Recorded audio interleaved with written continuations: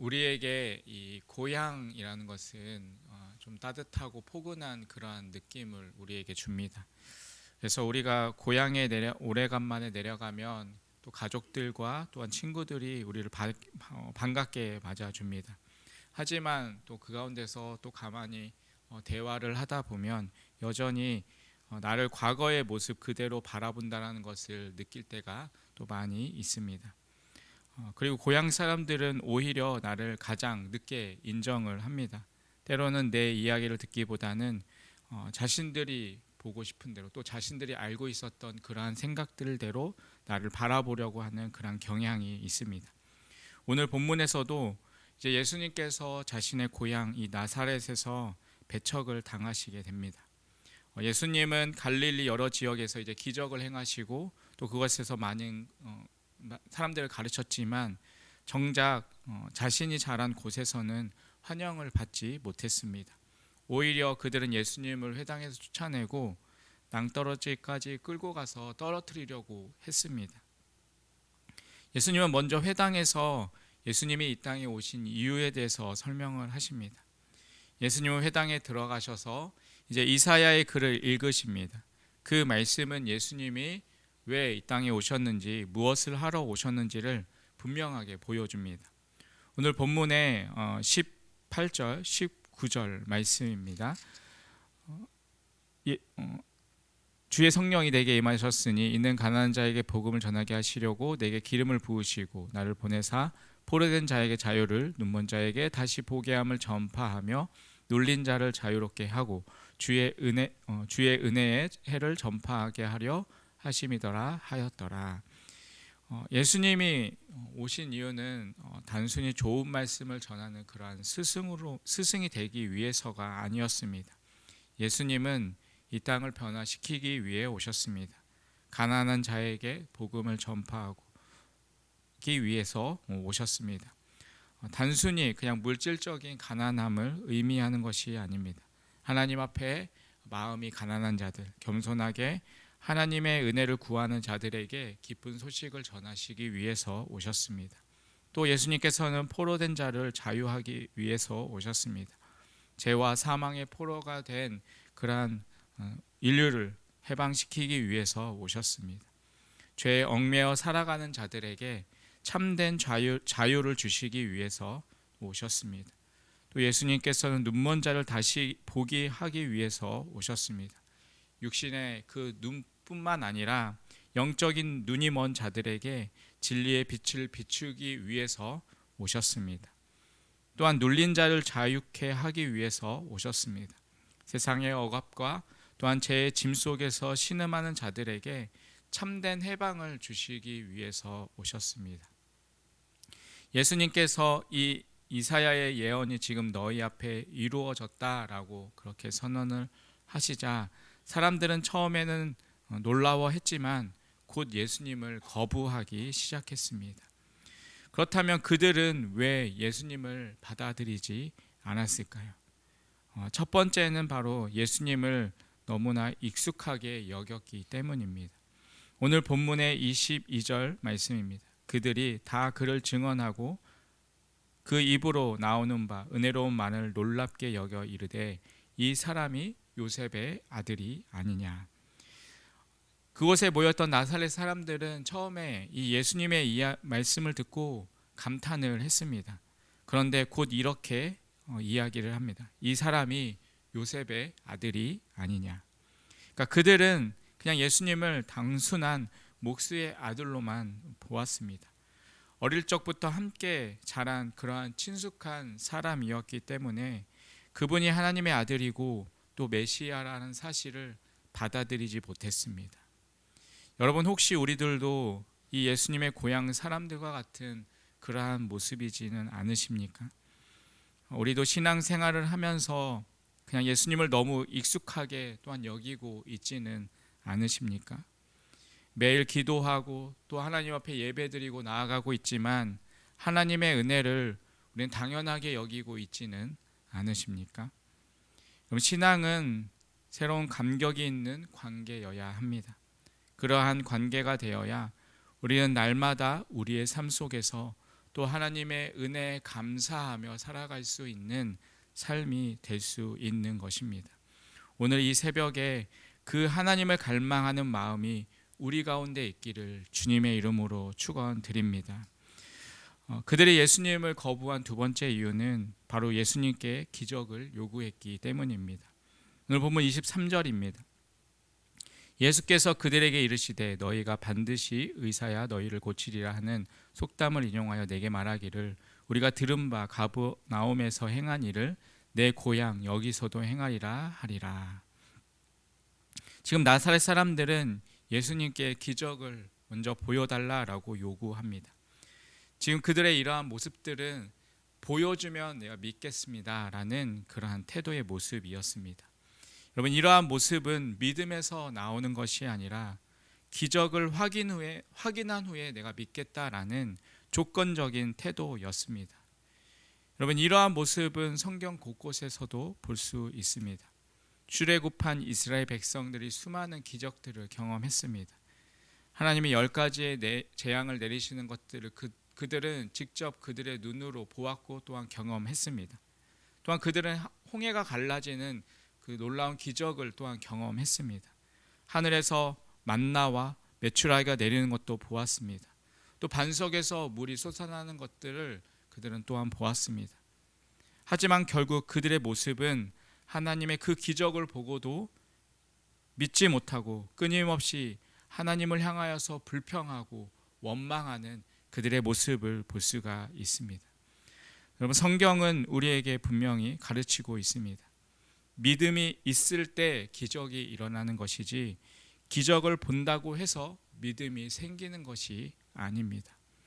여러분, 우리의 신앙은 보여주면 내가 믿겠습니다라는 그러한 신앙의 모습이 아니라 하나님을 믿기 때문에 내가 기적을 경험합니다라는 그러한 신앙의 고백이 되어야 합니다.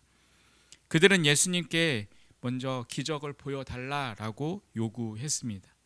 그들의 믿음은 예수님을 신뢰하는 것이 아니라 먼저 눈으로 확인해야 하는 그러한 태도였습니다. 여러분, 진정한 신앙은 하나님과의 어떠한 거래가 아닙니다. 믿음이 먼저일 때, 그 믿음으로 하나님을 신뢰하며 나아갈 때 그 가운데 하나님의 역사도 나타나게 되는 것입니다. 많은 사람들이 이러한 식으로 신앙생활을 합니다. 하나님께서 저의 이 문제를 해결해 주시면 제가 더 신앙생활 잘 하겠습니다. 하나님, 제 이 병을 고쳐주시면 하나님, 제가 더 하나님 앞에 헌신하겠습니다. 하나님, 이 경제적인 문제 지금 해결해 주시면 하나님, 제가 더 하나님 앞에 헌신하겠습니다. 여러분, 그러나 믿음의 사람들은 그 하나님의 뜻과 상관없이 자신의 어떠한 조건을 내세우지 않았습니다. 여러분, 우리는 하나님께 어떠한 조건을 내세우는 그러한 신앙이 아니라 어떠한 상황 속에서도 하나님을 신뢰하는 그러한 신앙을 가져야 합니다.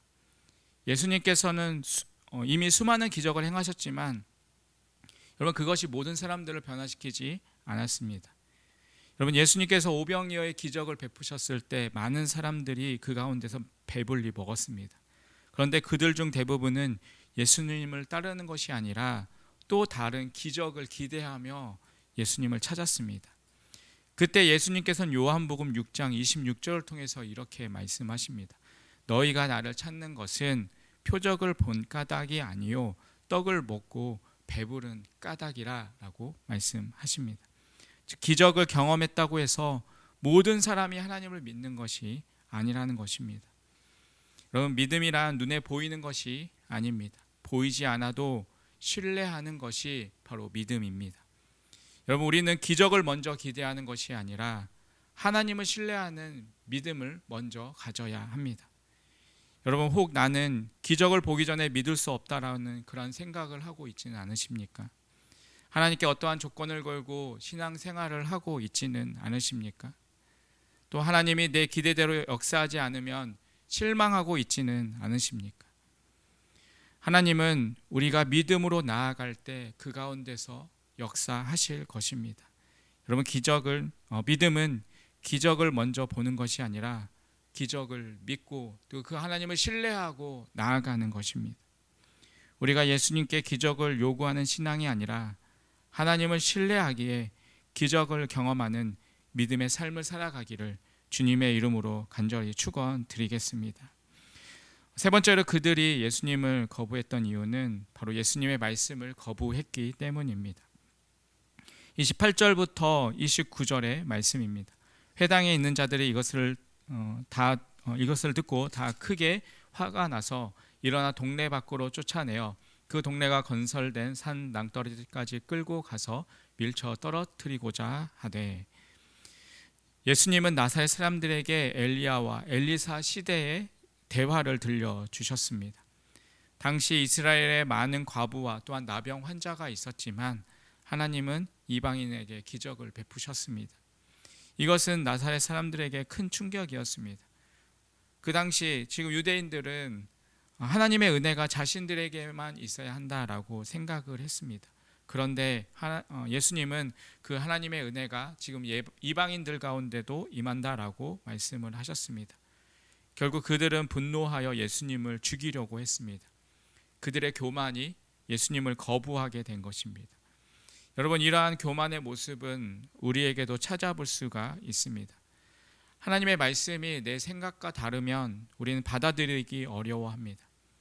하나님이 나의 기대와 다르게 역사하면 우리는 불평합니다. 내가 원하는 축복의 말씀은 좋지만 회개하라는 말씀에는 귀를 막습니다. 하나님의 말씀은 때로는 우리의 죄를 드러나게 하고 우리의 교만을 깨트리십니다. 하지만 그 말씀을 겸손히 받아들일 때 우리는 하나님의 은혜를 경험할 수가 있습니다. 나의 생각과 맞을 때만 하나님의 말씀을 따르는 것이 아니라 내 기대와 다를지라도 하나님의 말씀을 순종하는 그러한 믿음이 우리에게 필요합니다. 우리의 교만을 내려놓고 하나님의 말씀을 겸손히 받아들이는 그러한 믿음으로 살아가는 그러한 우리의 삶이 되기를 간절히 주님의 이름으로 축원드리겠습니다. 오늘 본문에서 나사렛 사람들은 예수님을 거부했습니다. 그 이유는 그들의 기대와는 달랐기 때문입니다. 그들은 예수님을 너무나 익숙하게 여겼고 기적을 먼저 요구했고 결국 예수님의 말씀을 거부했습니다. 그러나 우리는 이들의 모습을 바라보면서 또한 우리의 신앙의 모습을 다시 한번 돌아보아야 합니다. 나는 정말 하나님의 말씀을 그대로 받아들이고 있는가? 나는 정말 하나님의 은혜를 어떠한 특정한 방식으로만 기대하고 있지는 않는가? 나는 내 기대와 다르면 하나님의 뜻을 거부하고 있지는 않는가? 여러분, 나사렛 사람들은 예수님의 말씀을 거부했고 결국 예수님은 그곳에서 아무런 기적도 행하지 않으셨습니다. 그러나 하나님의 말씀을 겸손히 받아들인 사람들은 하나님의 놀라운 은혜를, 놀라운 그 하나님의 역사를 경험하게 됩니다. 여러분, 그렇다면 우리는 어떠한 신앙을 선택할 것입니까?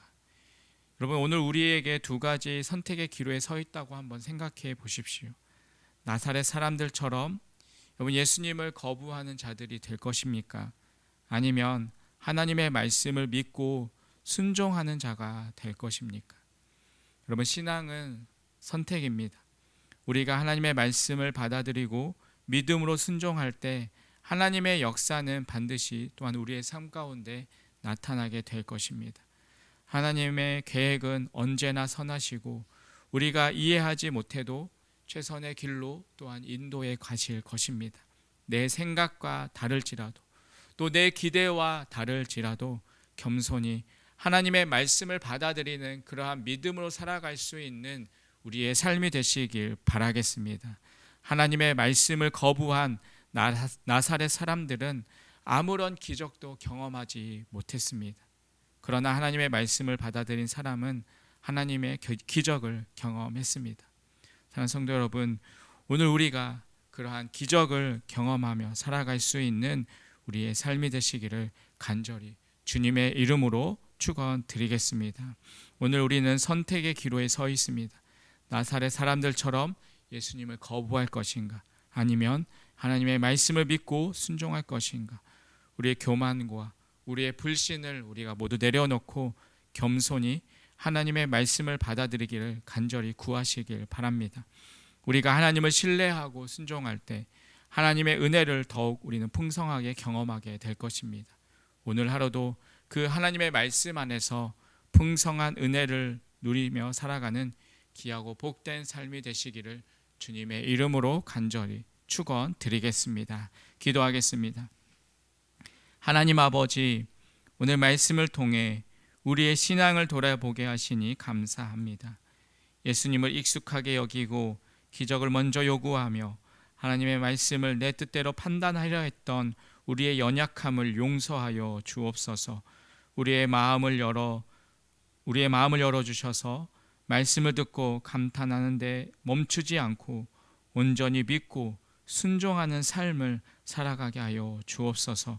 우리의 신앙이 어떠한 조건을 따지는 믿음이 아니라 보이지 않아도 신뢰하는 참된 믿음이 되게 하여 주시고 하나님의 주도권을 온전히 의지하며 나아가는 우리의 모습이 되게 하여 주시옵소서. 오늘 주신 말씀을 붙잡고 살아가게 하시고 예수님을 더욱 사랑하며 따르는 우리의 삶이 되게 하여 주시옵소서. 예수님의 이름으로 기도드립니다. 아멘.